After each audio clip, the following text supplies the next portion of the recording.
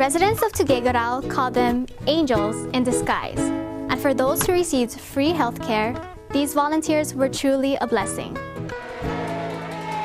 Aloha Medical Mission breathed new life into Tuguegarao City. Most people here make a staggering amount of less than $5 a day. For most of the patients that we've been seeing, the surgeries would just be too expensive for them to do. When people heard the mission was in town, crowds lined up at St. Peter's Cathedral for free consultations, dental extractions, surgeries, and medicine. Alberto lived without his right hand for half of his life, but the volunteers gave him hope in the form of a prosthetic arm. After writing his name for the first time in years, he said he finally felt whole again. For me, it touches my heart. And at the same time, the blessings that I attained and the blessings that I got from the States, I want to share it with them. If I can do or make a difference, why not? All operations were performed at the local general hospital.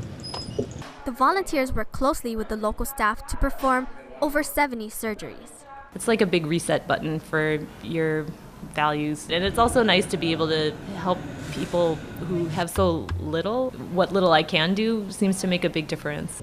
And they left a legacy that will last a lifetime. The mission lasted for only a week, but in that short time, it saw 1,300 patients, leaving this small city with the true meaning of aloha. Reporting for Kahui Ho'olauna, I'm Deborah Manog. 70 years later, these forgotten heroes are still fighting for justice, but time is running out. I pity my comrades who have no records, who cannot get the compensation. But they fought with the Americans. We fought side by side. During World War II, Philippine scouts and guerrillas fought beside American troops under the promise of full U.S. citizenship. But the U.S. went back on its word in 1946. I am very disappointed in the lack of support of the congressional leaders in granting these Filipino soldiers what is due them. President Obama offered a one-time lump sum payment in 2009 as compensation for their sufferings, but many claims have been denied. There were no medical records at that time. If you have no records in the hospital, no records in doctors, your claim will be denied. That's very discriminating. Their hope rides on two bills that would grant full benefits to Filipino veterans and reunite them with their families in the U.S. It's just a small number of the veterans who actually should be getting their benefits, right? And then the lump sum payments also didn't account for widows or dependents. And so in that sense, the struggle, this is why the struggle continues. The path has never been easy for these dwindling veterans, but they continue to fight for justice. To learn more about the status of these bills and justice for Filipino veterans, visit our website. For Kahui Ho'olauna, I'm Deborah Manog. There's a group of people who want to preserve Filipino history with a fresh approach. Now they're giving new meaning to the term FOB. Growing up here, Filipina in Hawaii, I want people who are younger, maybe going through some of the hard identity things, to have a positive role model and have a positive way to express and figure out what it means to be Filipino. They want to empower Filipino youth by deconstructing a negative stereotype and reconstruct pride into the community by building a traditional Filipino boat. Fresh off the boat, FOB, actually a derogatory insult to immigrants. And what we want to have is to reclaim that name. At first, I was kind of confused, but then when they explained it to me, I was happy about it. It doesn't have to be a negative thing. The project is the brainchild of University of Hawaii librarian Maria Elena Clariza, who was inspired by her work as an island crew member on the Hokulea Worldwide Voyage. They're going to visit 62 ports, but they're not going to the Philippines, and I was really sad about that. So I talked to my professor. I told her that I have this idea that we should have our own boat. The primary boat builders will be Farrington High School's Filipino American Club and students taking Ilocano language classes. They launched with a Design Your Own Sail contest to generate creative ideas for the actual boat. The building of the 20-foot-long boat will start early next year. If you'd like to get involved, visit their website. For Kuhui Ho'olauna, I'm Deborah Manog. Sir, what do white blood cells do?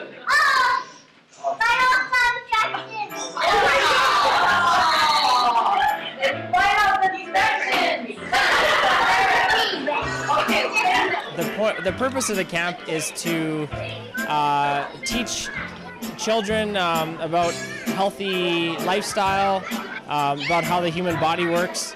And through this, we're encouraging kids to be more active, to eat healthier. And it's also a fun event for kids. And it's a way of the medical school to promote good health and also give back to the community. Preventative medicine will help so much more than treating diseases down the line. A focus on health rather than a focus on disease is kind of a transition that we're trying to make. So it's great working with the kids. Hopefully we are going to have a couple future JABSOM grads in these kid groups as well.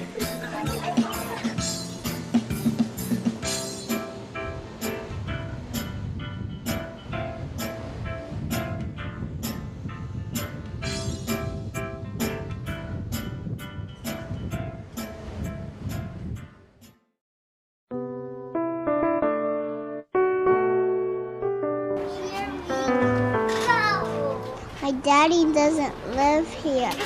He always visits my house, so he doesn't miss me too much. But even he goes to work at nighttime. He's in the Army Reserve, and he's also a security guard from 8 p.m. to 6 a.m. And he's gone just less than 2 months every year.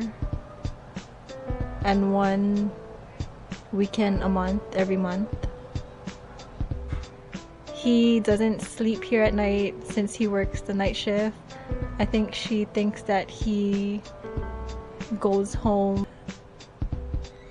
I think my toughest time was when he was gone for a month while I was pregnant with my 3rd child. I had morning sickness too. I didn't feel well enough to take care of my other 2 kids, but I had to. So it's like, even though I was feeling sick, I had to just put it aside to take care of my other kids. And I couldn't really just stay in bed and rest, even though that's what I felt like doing. I think there's always a place where only a father can fulfill. So I think when he's gone, I'm just more of a mom because I have to do everything that he does. But I don't think I take his place.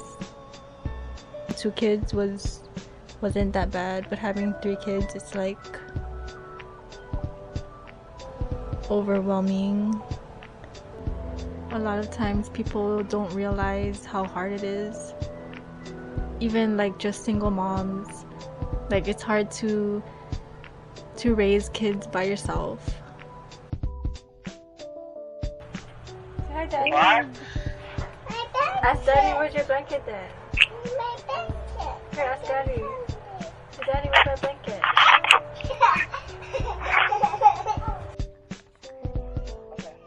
Bye, Daddy. Happy Father's Day. Bye.